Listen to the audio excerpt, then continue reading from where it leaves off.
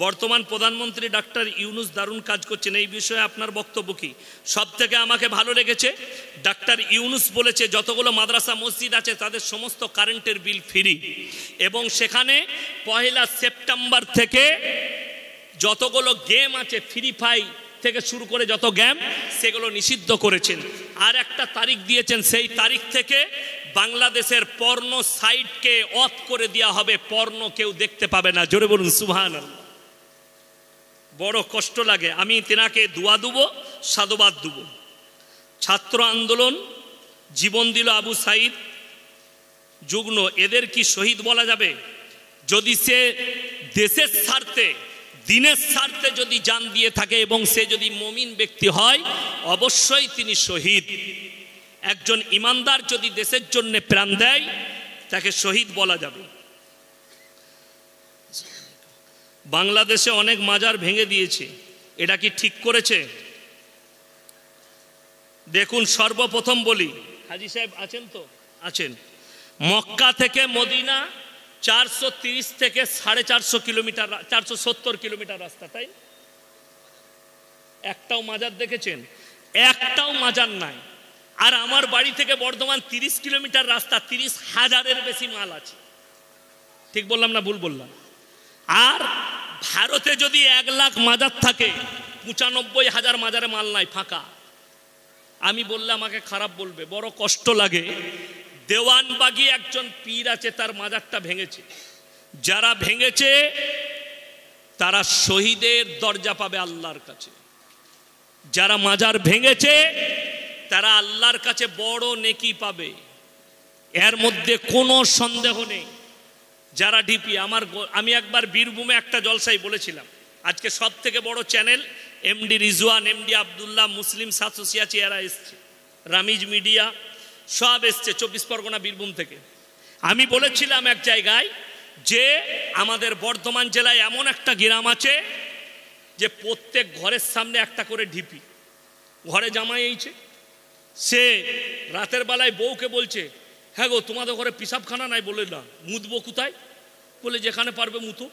দে বলছে এগনেতে ওই কোনটাই মুতে দিই? বলে না, ওখানে একজন পীর সাহেব আছে। সে গেছে এগনের বাইরে, বলছে না ওইখানেও একজন পীর সাহেব। মানে সব জায়গায় একটা করে ঢিপি। জামাই বললে শালা গায়ে থাকবই, সে রাতের বেলাতেই পালিয়ে গেছে। গোটা গায়ে পীর শুয়ে আছে, বলছে মুতবো কোথায়? এই হচ্ছে তাদের হাল। আচ্ছা শুনেন, আমি কিন্তু পীর বিরোধী নয়, বাস্তব কথা বলছি। মক্কা থেকে মদিনা, শুনেলেন, সব থেকে দামি ওলিরা পৃথিবীর মক্কা মদিনায় শুয়ে আছে, ঠিক কিনা? হযরতে উমর, হযরতে আবু বকর, হযরতে উসমানে গনি, হযরতে শোয়েবা, হযরতে লুতবা, আল্লাহ রসুল সাল্লাল্লাহু আলাইহি সাল্লামের চাচা যান, আর 70 জন সাহাবীর কবর উহুদের প্রান্তরে ব্যারিকেড দিয়ে ঘেরা আছে। হযরতে আমির হামজা রাদিয়াল্লাহু তাআলা আনহু শুয়ে আছেন।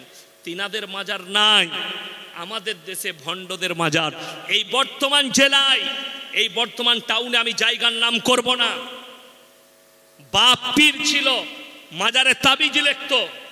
বাপ মরে গেল, বেটা মরেতে রোডের ওপরে লটারি বেচতো, বেটা এখন পীর হয়েছে।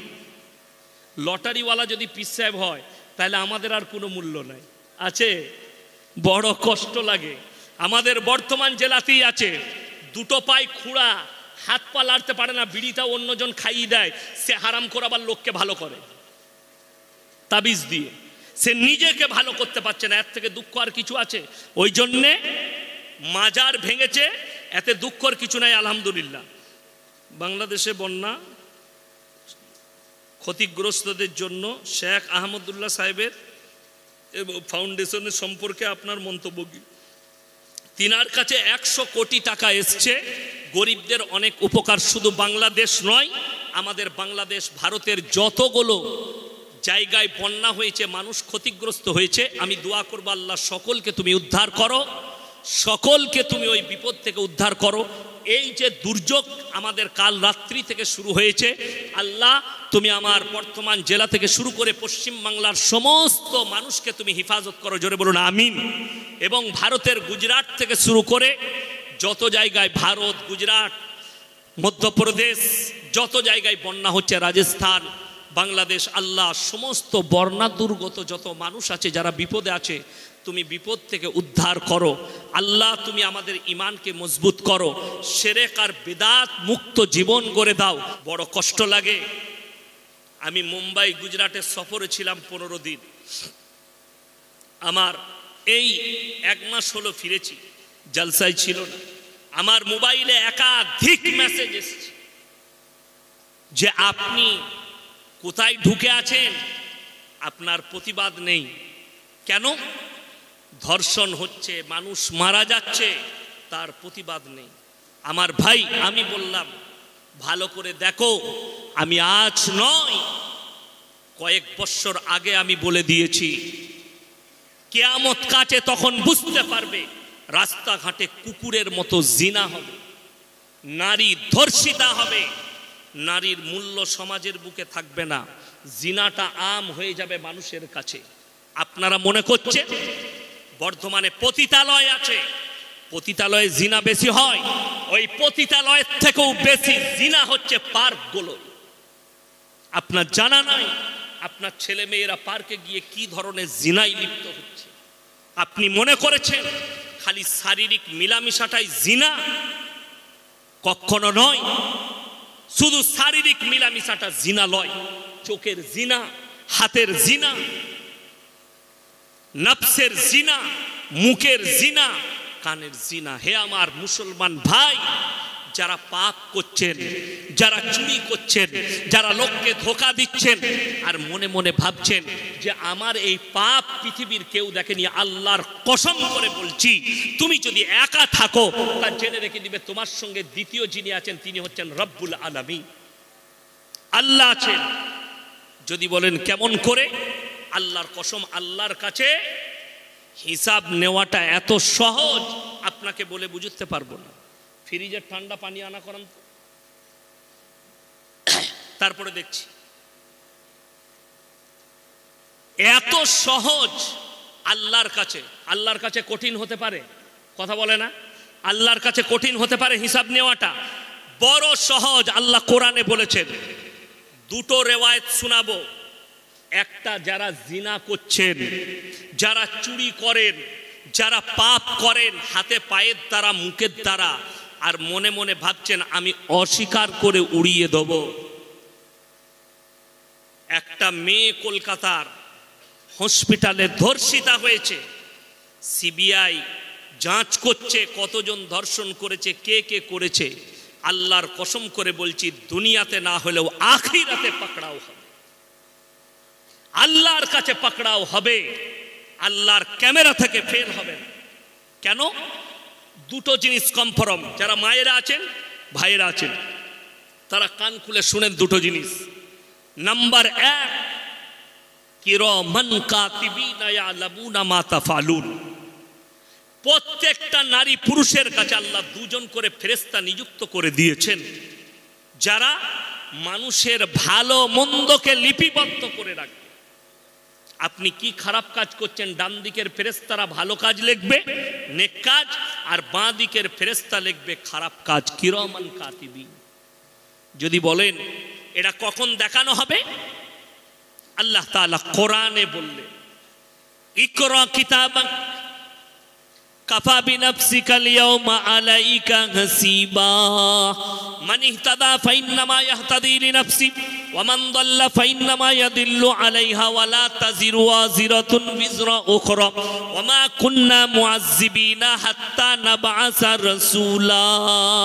হে আমার বিশ্বনবী, পৃথিবীর মানুষকে বলো, কিয়ামতের দিনে যখন আল্লাহ দাঁড় করাবেন, আমার আল্লাহ রাব্বুল আলামিন প্রত্যেকটা নারী পুরুষের হাতে ইকরা কিতাবাক, তাদের আমলনামা ধরিয়ে দেবেন এবং আল্লাহ বলবেন তুমি নিজের হিসাবটা নিজের মুখেতে দিয়ে দাও। আল্লাহ বলবেন তুমি পড়ে শোনাও, নিজের মুখে নিজে হিসাব দাও। এটা কোরআন। ইকরা কিতাবাক কাফা বিনাফসিকা আল-ইয়াওমা আলাইকা হাসিবা। আপনি ফেরে পড়বেন বিসমিল্লাহ, আলহামদুলিল্লাহ। আপনি ফেরে পড়বেন কিয়ামতের দিনে, আটকিয়ে যাবেন। আল্লাহ তাআলা আপনার মুখের দ্বারা আপনাকে প্রকাশ করাবে। আর এক শ্রেণীর পাপীকে সূরা ইয়াসিন, আল্লাহ তাআলা সূরা ইয়াসিনে বললেন আর এক শ্রেণীর পাপীদিকে কি করা হবে শোনো, আলিয়াউমা নাখতিমু আলা আফওয়াহিহিম ওয়া তুকাল্লিমুনা আইদিহিম ওয়া তাশহাদু আরজুলুহুম বিমা কানু ইয়াকসিবুন। আমি আল্লাহ রাব্বুল আলামিন তাদের জবানগুলো সিলাই করে দেব, তাদের হাত কথা বলবে, তাদের অঙ্গ পতঙ্গ, চোখ কথা বলবে, কান কথা বলবে, ঠোঁট কথা বলবে, তাদের অঙ্গ পতঙ্গকে আমি আল্লাহ কথা বলার যোগ্যতা দান করব, তারা আর অস্বীকার করতে পারবে না। কোরআন, আপনি রেডি হন।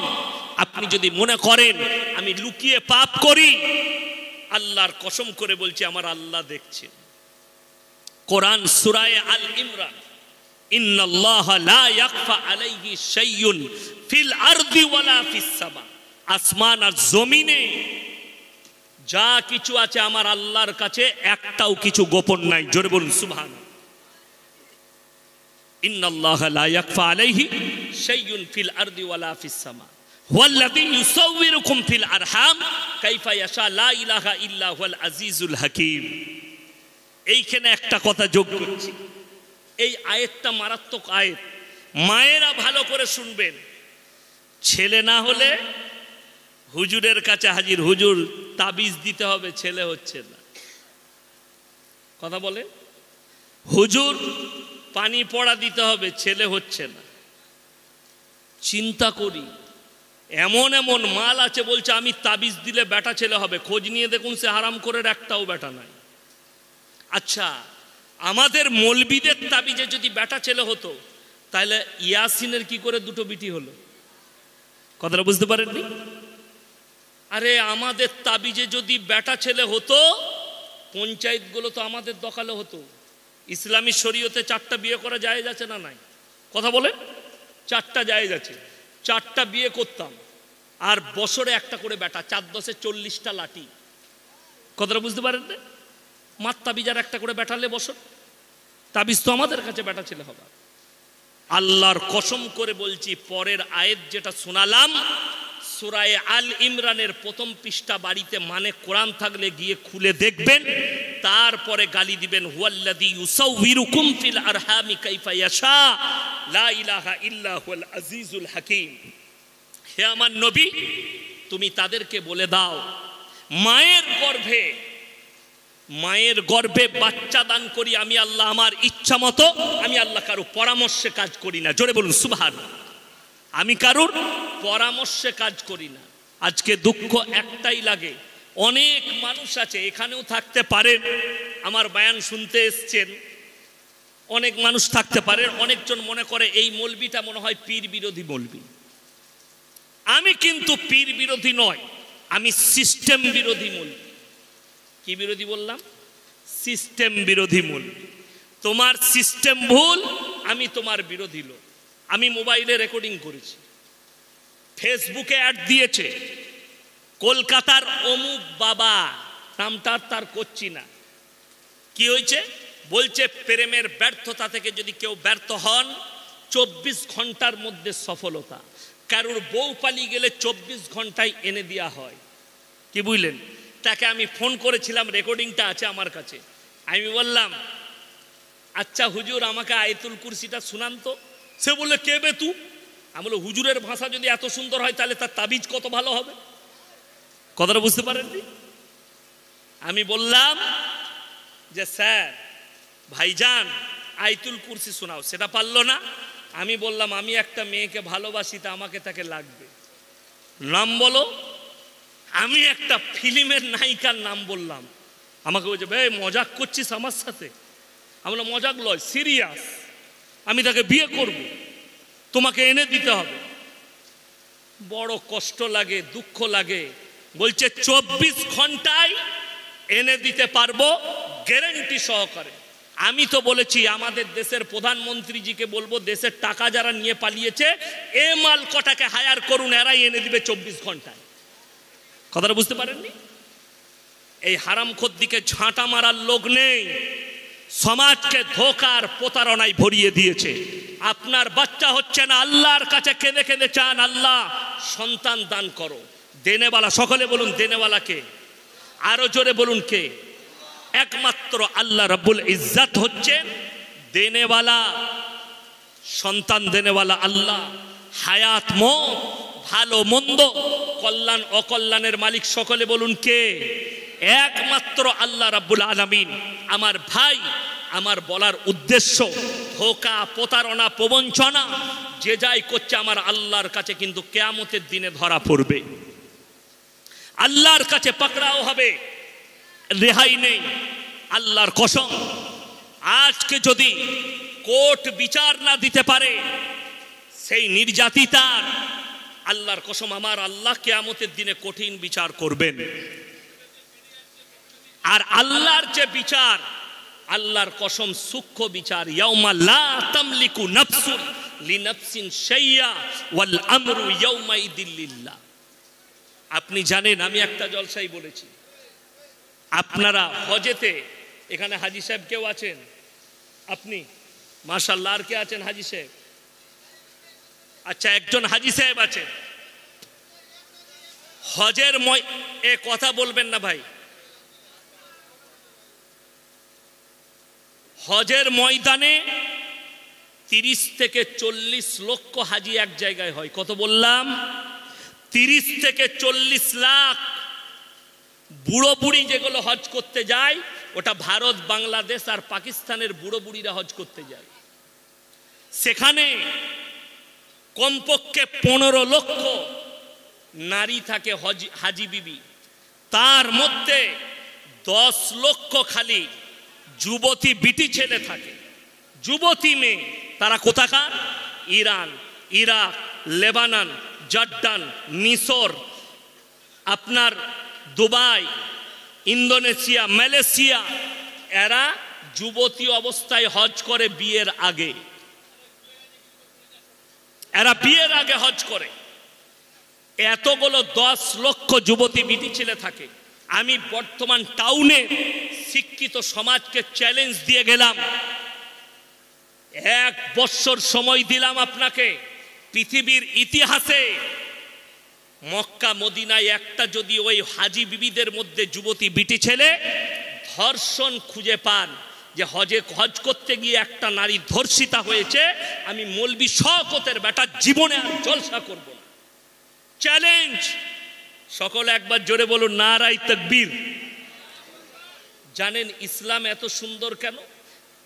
আরবে আছে, কেউ যদি ধর্ষণ করে মাঝ রাস্তায় দাঁড় করিয়ে তার মুন্ডু ছেদ করে দাও। কেউ যদি পরকিয়া করে, ছেলে মেয়ে যদি বিবাহিত হয়, অর্ধেকটা পুঁতে খেপা কুকুর লাগাও, না হলে পাথর বেড়ে হত্যা করে দাও। দ্বিতীয় আর পরকিয়া খুঁজে পাবে না। একটা ধর্ষণকারীকে যদি বীজ চওড়া হয়, তার মুন্ডু ছেদ করা হয়, দ্বিতীয় জন ধর্ষণ কাবার সাহস পাবে না। আরবে আছে, কেউ যদি চুরি করে তার হাত দুটো কেটে দাও। যার কারণে মক্কা মদিনায় হজ হয়ে গেলে কি করতে হয়? কি করে? লড়ি লড়ি চপ্পল ফেলতে যায়। যদি সোনার জিনিস পড়ে থাকে কেউ হাত দেবে না। আপনারা জানেন আরবে আজান হয়ে যায় মক্কা মদিনায়, আর দোকানিরা দোকান খোলা থাকে, নামাজ পড়তে ঢুকে যায়। কি হাই সাহেব, ঠিক তো? কিন্তু মালে কেউ হাত দিবে না। আপনি যদি আমাদের বর্তমান টাউনে মনে করেন ইয়াসিন ভাই বলে বলতো দোকান খোলা থাকবে, নামাজ পড়তে যাবি, ঘুরে এসে দেখবে দুটি চানাচুরু নাই, সেটাও নিয়ে পালিয়েছে। কেন? চোরে তো ভর্তি। কথাটা ঠিক বলেছি না বলি না? কথা বলে বাস্তব কথা। কেন? এখানে চুরি করলে হাত কাটা হয় না, এখানে চুরি করলে শাস্তি দেওয়া হয় না। বড় কষ্ট লাগে যদি কেউ পরকীয়ায় ধরা পড়ে, কারুর বিবির সাথে ধরা পড়ে, আমাদের দেশে বিচার হয় 1 লাখ টাকা জরিমানা কর, রিহাই হয়ে গেল 1 লাখ টাকা জরিমানা দিয়ে। এ আমার মুসলমান যুবক, আমার ভাইরা শুনে যান, ইসলামী শরীয়তে জরিমানা হারাম। জরিমানার টাকা যারা খাবে হারাম খাবে, জেনে রেখে দিবেন। আপনি জিনা করার টাকা খাচ্ছেন। হযরতে উমরে ফারুক রাদিয়াল্লাহু তাআলা আনহু, তিনার সন্তানকে গাছে বাঁধা হয়েছে। সাহাবীরা বললেন, এ আমিরুল মুমিনিন, এটা হচ্ছে আপনার সন্তান। কি বললেন জানেন? এ আল্লাহর নবী, সাহাবীরা শোনো, দেশের মানুষ, আমার সন্তান বলে যদি আজকে একে রিহাই দাও, এর থেকে বড় ক্রাইম করবে, এর থেকে বড় খারাপ কাজ করার সুযোগ পাবে। তাই একে 100টা কুড়া মারো। যেটা ইসলামী শরীয়তে বিচার আছে বিচার ব্যবস্থা করো, আর একে ফাইসালা করে সেই শাস্তিটাই দান করো। জোরে বলুন সুবহানাল্লাহ। আর আজকে বড় কষ্ট লাগে, দুঃখ লাগে যে একটা মেয়ে ধর্ষিতা হয়ে যাচ্ছে। একটা কয়েক বছর আগে আসিফা বলে একটা বাচ্চা মেয়েকে ধর্ষণ করা হয়েছে, মার্ডার করে দেওয়া হয়েছে। গুজরাটে বিলকিস বানু পেটে বাচ্চা ছিল, প্রেগনেন্ট, 11 জন মেলে তাকে ধর্ষণ করেছে। কেন? দেশে বিচার নাই, তাদেরকে ষাঁড়ের মতো জেলে পালা হয়। আমি চ্যালেঞ্জ দিয়ে বললাম, আমাকে যদি সিএম এর কুর্সিটা 24 ঘন্টার জন্য দেওয়া হয়, এই ধর্ষণকারীর মুন্ডু ছেদের অর্ডার আমি মৌলভী শওকতের বেটা দিতাম।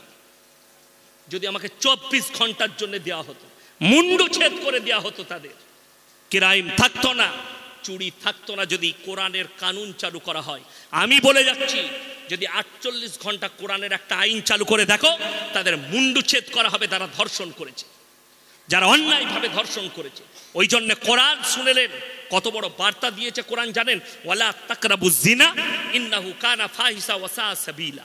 ব্যভিচার করা তো দূরের কথা, যে রাস্তায় ব্যভিচার হয় সে রাস্তার ধারে পাশে যাতায়াত করো না। আমি কালকে পুরুলিয়া ডিস্ট্রিক্ট গিয়েছিলাম। কোথায় বললাম? পুরুলিয়া। কোথায়? হাইওয়ের ওপরে, আসানসোলের ভেতর দিয়ে গেলে নিয়ামতপুরের ওপর দিয়ে যেতে হবে, যেখানে নিষিদ্ধ পল্লী আছে আসানসোলে। বড় কষ্ট লাগে। আমি 10 কিলোমিটার থেকে 15 কিলোমিটার বেশি রাস্তা ঘুরে গেছি, কিন্তু ওই ভেতর দিকে যাইনি। কেন? যদি এটার বাদাওলাতে আল্লাহ কিছু দেয়। আজকে মুসলমান, হাই রে মুসলমান, তুমি নিজের যৌবনটাকে জিনাতে আপনি খরচ করছেন, আল্লাহর কাছে হিসেব লাগবে না? আপনাকে হিসেব লাগবে। পরকীয়ায় নষ্ট করছেন। আমি মায়ের দিকে অনুরোধ করব, কিয়ামতের দিনে পাকড়াও হবেন আল্লাহর কাছে। স্বামীকে ধোঁকা দিয়ে যারা পরকীয়া করছে তারা ধরা পড়বেন, নিজের পরিবারকে ধোঁকা দিয়ে যারা পরকীয়া করছেন ধরা পড়বেন। আর একটা কথা বলে দিই, মুসলমান দিকে বার্তা দিই, আল্লাহর নবীর হাদিস, আখরি যাওয়া নাই এক শ্রেণীর আলেম বের হবে, তাদের দ্বারাই জিনা থেকে শুরু করে পাপ কাজ বাড়বে, আর তারাই হবে জাহান্নামের প্রথম খোরাক।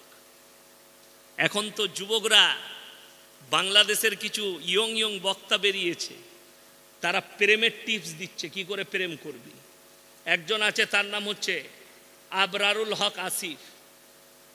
আমি খালি বাংলাদেশে যাই, ওরা বুঝতে পারবে কার পাল্লাই পড়েছি।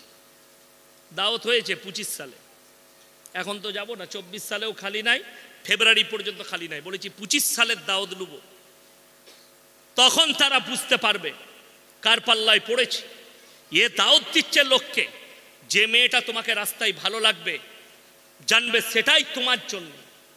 আরে আজীব কথা, রাস্তায় যদি তোমার মা বাজার করতে আসে, আর আমার যদি মনে হয় এটা খুব ভালো লাগছে, তো আমার সাথে বিয়ে দিয়ে দিবি?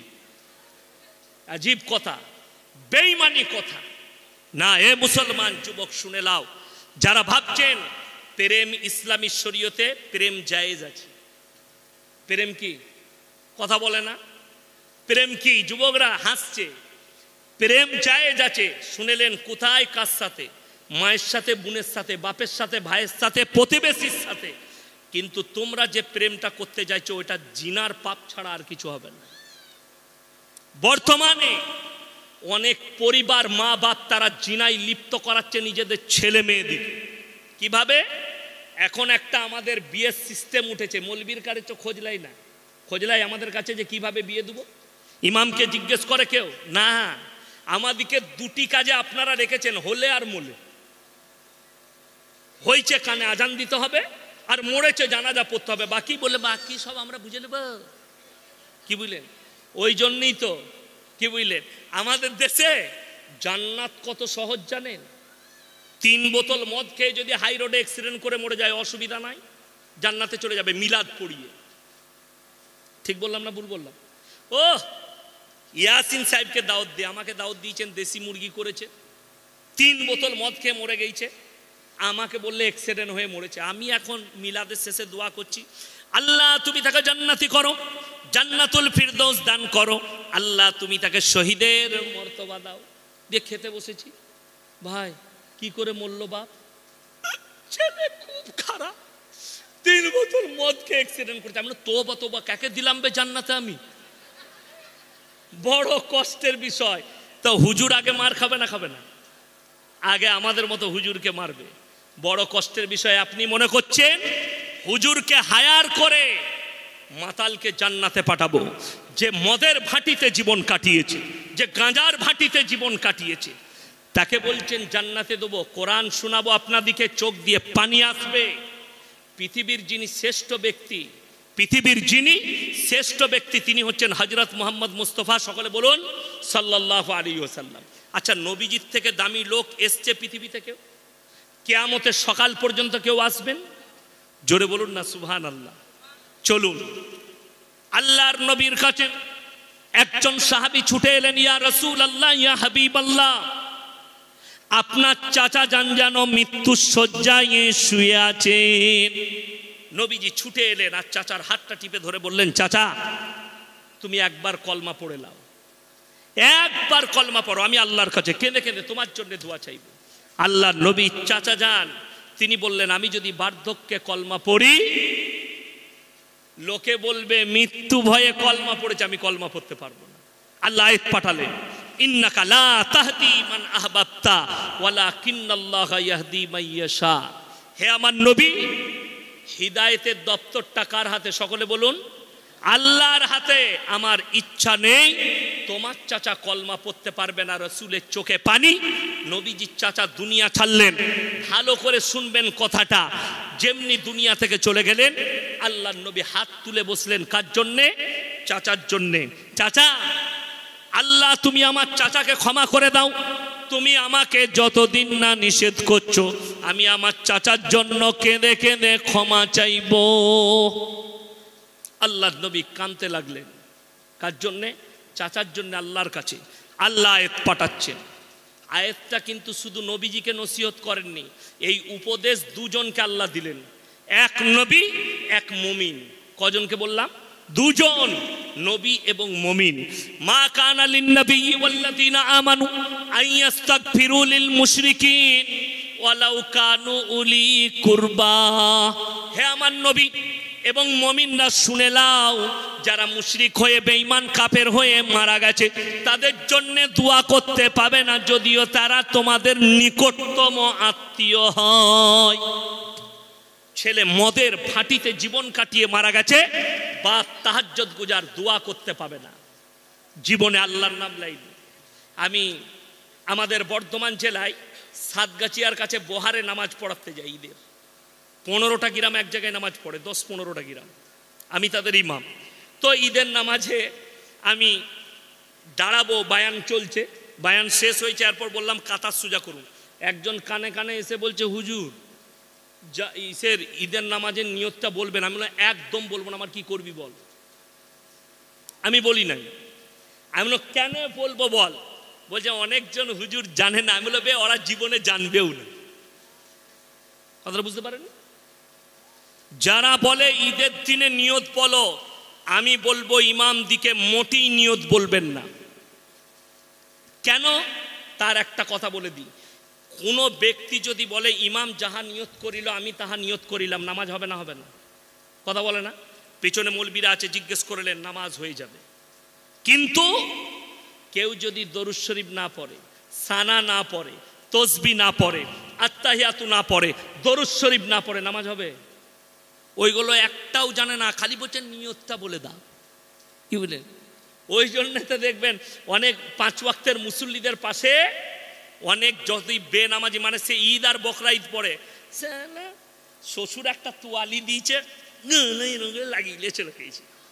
স্টাইল কি? জামাটাও শ্বশুরের, আন্ডার প্যান্টও শ্বশুরের, লুঙ্গিও শ্বশুরের, দিয়ে একদম 5 ওয়াক্ত সালা আতর লাগাচ্ছে, একদম 96 মজমুয়া। নিয়ত বেঁধে আল্লাহ ভাঙবেন, ইমাম সাহেব হাত যাচ্ছে, ও এনুর তাকাচ্ছে, কি করছে বেড়া, ও চালাচ্ছে। ওরা 3 বার করেছে, ও 5 বার চালাইছে। জানি না তো চালাবে কি করে? কেন? ও তো আর কোনোদিন আসবে না, খালি ঈদ আর বকরা ঈদ, আর জীবনে নামাজ পড়ে না। আমাদের দেশে 3টে কোয়ালিটির নামাজি, এক হচ্ছে 5 ওয়াক্তে, আর এক হচ্ছে জুম্মার, আর এক হচ্ছে ঈদ আর বকরা ঈদের। এই 3টে কোয়ালিটির নামাজি। যারা বেনামাজি আছেন, আল্লাহর ওয়াস্তে শুনে যান। আমাদের সমাজের অনেক লোক বলে, ইমামদিকে বলে, ইমামরা যদি বলে ভাই তুমি নামাজ পড়ছো না, তুমি তো ভালো লোক, কি বলে জানেন? আমার মতো লোক নাই, সত্যিকারই লোকটা ভালো, অনেক উপকার করে, বড় উপকার করে, কিন্তু নামাজ পড়ে না। সে বলে আমি নামাজ না পড়তে পারি, কিন্তু আমার মতো ভালো লোক আপনি পাবেন না। এরকম লোক আছেন, সত্যিকারই ভালো লোক আছে, কিন্তু নামাজ সে পড়ে না, সে বলে নামাজ পড়ি না। তাদের জন্য এই উপদেশটা, যারা বেনামাজি আর বলেন আমি ভালো লোক, আমি নামাজ পড়ি না, তা কি হয়েছে? তারা শুনেলেন তার বদলা আল্লাহ তাদেরকে দুনিয়াতে দিবেন। কোরআন খুলেন, কিয়ামতের দিনে সেই লোক কটা কেমন ভাবে ফেরে পড়বে। জান্নাতীরা যখন জান্নাতে প্রবেশ করবে আর জাহান্নামীরা যখন জাহান্নামে প্রবেশ করবে, জান্নাতীরা তাদেরকে দাঁড় করাবে, ফি জান্নাতি ইয়াতাসালুনা আনিল মুজরিমিনা মা সালাকাকুম ফি সাকার। তোমরা কেন জাহান্নামে যাচ্ছে? তোমরা বলতে তো আমরা ভালো লোক, তোমরা বলতে আমাদের মতো লোক নেই, আজকে তোমরা জাহান্নামে যাচ্ছ। তারা এক নম্বর উত্তর যেটা ছুড়বে জান্নাতীদের কাছে, সেটা হচ্ছে ক্বালু নামলাকু মিনাল মুসাল্লি, আমরা মুসল্লিদের মধ্যে ছিলাম না, নামাজি ছিলাম না, তাই আল্লাহ আমাদেরকে জাহান্নামে পাঠিয়েছে। ওয়া কুন্না নাকুদু ওয়া কুন্না নুকাজ্জিবু, কি আছে? ওয়ালাম নাকু নুতিমুল মিসকিন, আর মিসকিনকে খানা খাওয়াইতাম না, তাই আল্লাহ আমাদেরকে জাহান্নামে পাঠিয়েছে। মায়েরা ভালো করে শুনবেন, ভাইয়েরা, আপনাদের পাড়ায় ভিখারি আসে না? আসে না? কোন ধর্মের দেখেন না? নবীজি সাল্লাল্লাহু আলাইহি সাল্লামের একটা ভাষা শুনেলেন, আমাদের দেশের লোক সম্প্রীতি জানে না, আমাদিকে মৌলবীদিকে সম্প্রীতি শেখায়, এরা কিছু জানে না বে, এদিকে শিখো, আমাদিকে কি শিখবি সম্প্রীতি? তোরা আমার কাছে সে শুনে যান। আজকে বর্তমান টাউনের লোক সম্প্রীতি কাকে বলে? রাসূল আকরাম সাল্লাল্লাহু আলাইহি সাল্লাম বললেন, তোমরা দেখো না তোমার পাশে কে বসবাস করছে, সে দলিত হোক, আদিবাসী হোক, অমুসলিম হোক, খ্রিস্টান হোক, সে যদি ক্ষুধার্ত হয় খাবার দাও, বস্ত্রহীন হলে বস্ত্র দাও, বিপদে পড়লে তার পাশে দাঁড়াও। এটাই হচ্ছে নবীজির আদর্শ এবং ইসলাম। এটার নাম সম্প্রীতি, এটার নাম হচ্ছে সম্প্রীতি। বড় কষ্ট লাগে, আর আপনি আমাদিকে সম্প্রীতি শিখাচ্ছেন। মৌলবীদিকে আপনার সম্প্রীতি বুঝে আসেনি। চলুন কোরআন শোনাবো আপনাদিকে। মিসকিন আপনার দরজায় হাত পেতেছে। হে আমার মুসলমান ভাইয়েরা, যদি আপনার কাছে কেউ হাত পাতে, তুমি দেখো না, অনেক লোক আছে ভাই তোদের অভ্যাস দাঁড়িয়ে গেছে, রোজ চলে আসছিস ভিক্ষা করতে। এইটা কত খারাপ কথা আপনি ভাবতে পারবেন না। আপনি যখন 1 টাকা দান করবেন, মনে মনে আপনাকে চিন্তা করতে হবে, আল্লাহ আমাকে দেনেওয়ালা বানিয়েছো, আমাকে চাহনেওয়ালা বানাওনি। আমি হাত পাতিনি, আল্লাহ আমি হাতে দিচ্ছি, এটা আল্লাহর তোমার কৃপা যে আমাকে দেনেওয়ালা বানিয়েছো, আমাকে ভিক্ষা করনেওয়ালা বানাওনি। শুকর আদায় করবেন। হে আমার মায়েরা, তোমার দরজায় যদি কোনো ভিক্ষুক নাড়া দেয়, যদি কাজে ব্যস্ত থাকো, তারপরও তাকে দুটি তোমার যেটুকু আল্লাহ দিয়েছে তুমি দাও। অনেক মায়েরা কি বলে জানেন, কাজ করছি গো পরে আসবে।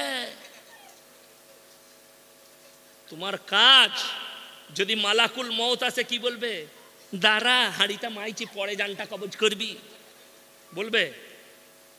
ওই জন্যে মাদ্রাসাওয়ালা আসুক আর ভিক্ষুক তোমার দরজায় আসুক, তুমি সব কাজ ফেলে দিয়ে তাকে দুটি দাও, তার প্রয়োজন মিটাও। এই জন্য ভাববেন যে আমার দরজায় যা এসছে, আল্লাহ তুমি আমার দরজায় একজন মুসাফিরকে এনেছো, আমাকে মুসাফির বানিয়ে তার দরজায় নিয়ে যাও। আল্লাহর কৃপা।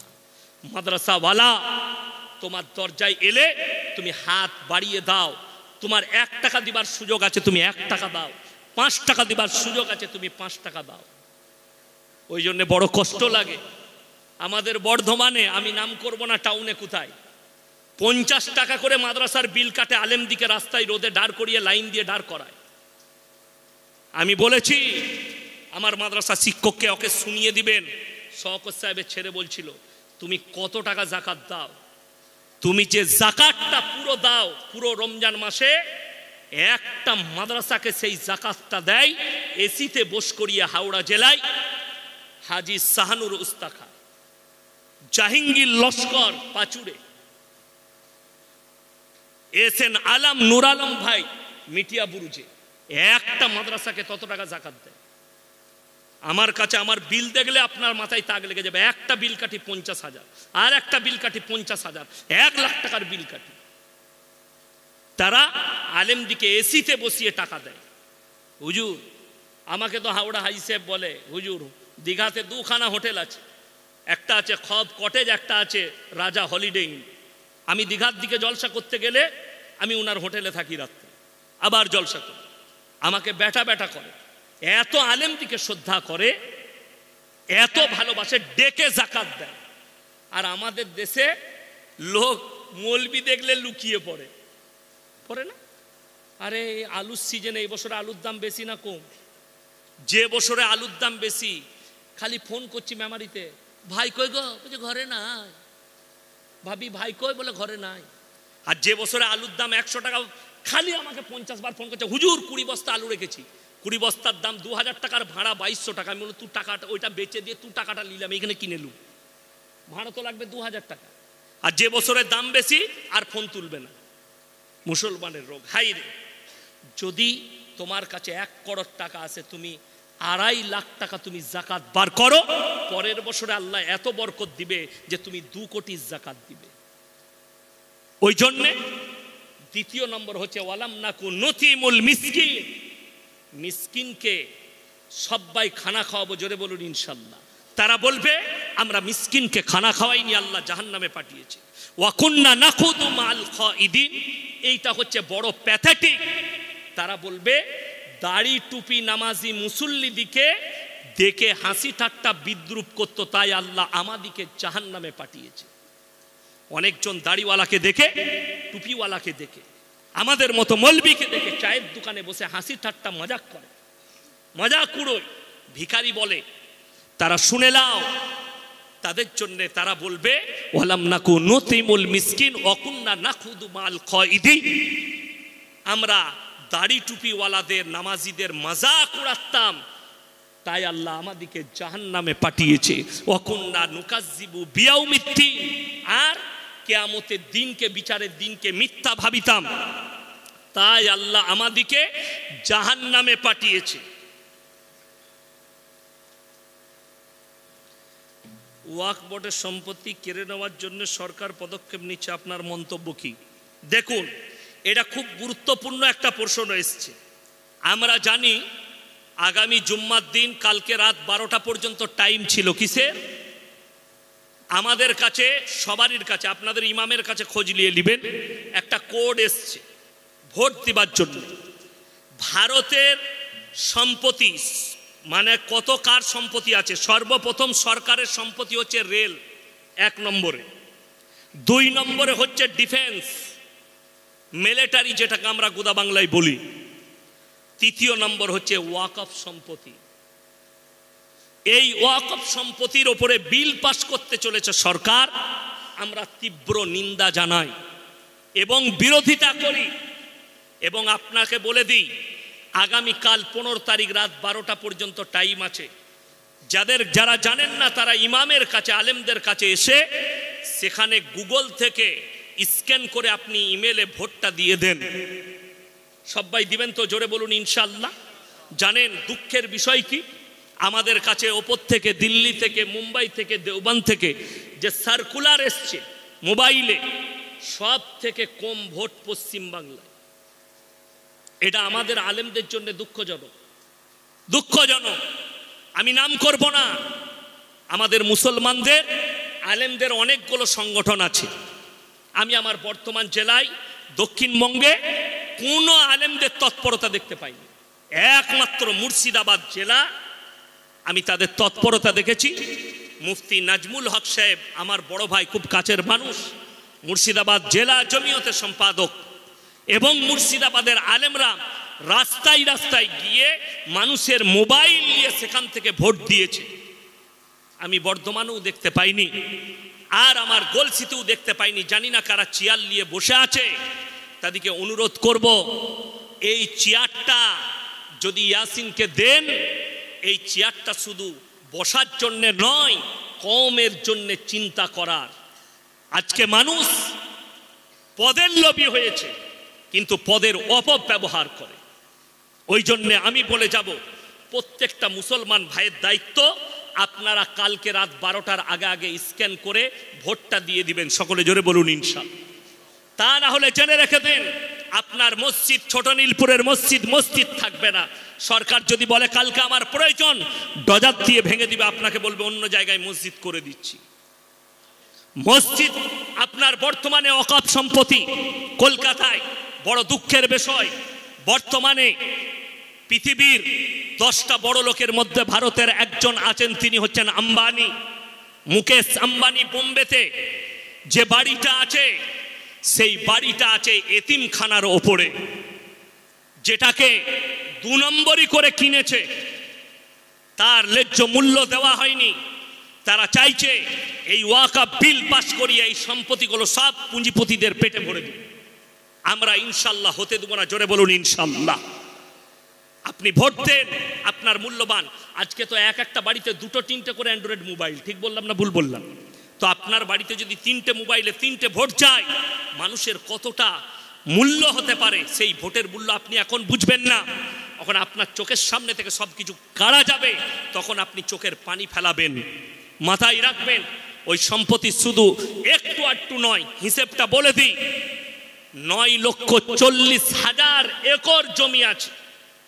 ভাবতে পারেন, 9,40,000 একর জমি শুধু ওয়াকফ সম্পত্তি আছে আমাদের। আপনি অনুভব করতে পারবেন না। যদি সরকার বলে তোমাকে কিচ্ছু দেব না, যদি খালি আমাদের ওয়াকফ সম্পত্তি দিয়ে দেয়, সেই টাকায় প্রত্যেকটা মুসলমানের সংসার প্রতি বছর 1 লাখ করে পাবে ভারতের মুসলমান। জোরে বলুন না সুবহানাল্লাহ। এত সম্পত্তি আছে। কিন্তু আমরা কখনো চাই না, এই বিল সমর্থন করি না, এর তীব্র নিন্দা করছি, প্রতিবাদ জানাচ্ছি। সকলে জোরে সোরে বলুন ইনশাআল্লাহ।